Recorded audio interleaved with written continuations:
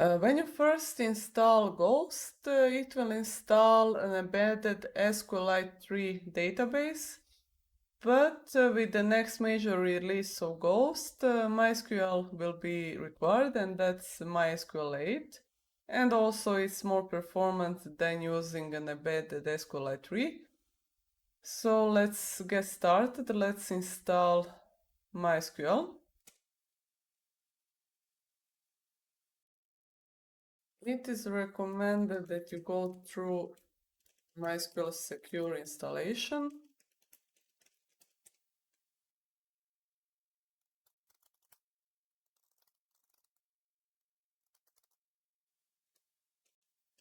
I will disallow root login remotely, but I will show you how you can log in without the remote login, but you can do it from your local machine with what's known as an SSH tunnel.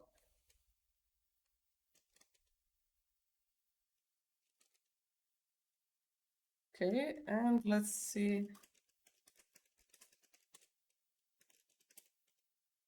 Okay, I'm there. And I have to create a Ghost database and a Ghost user.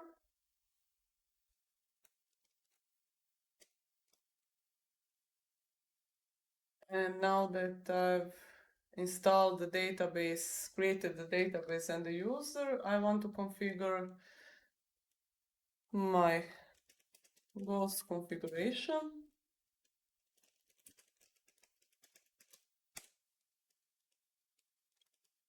Client is no longer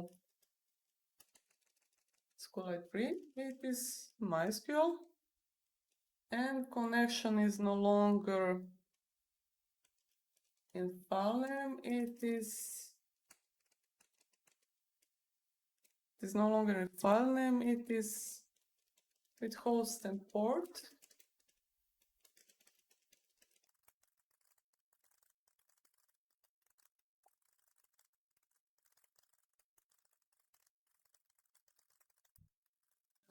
To propagate different configuration for the database, I need to restart Ghost. And restart doesn't always work, so I explicitly pause, stop, and start. To set your admin user, go to /ghost.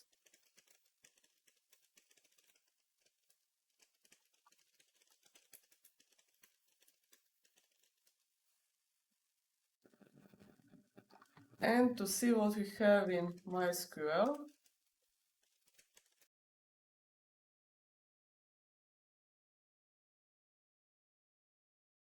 I'll log into MySQL and see what's there.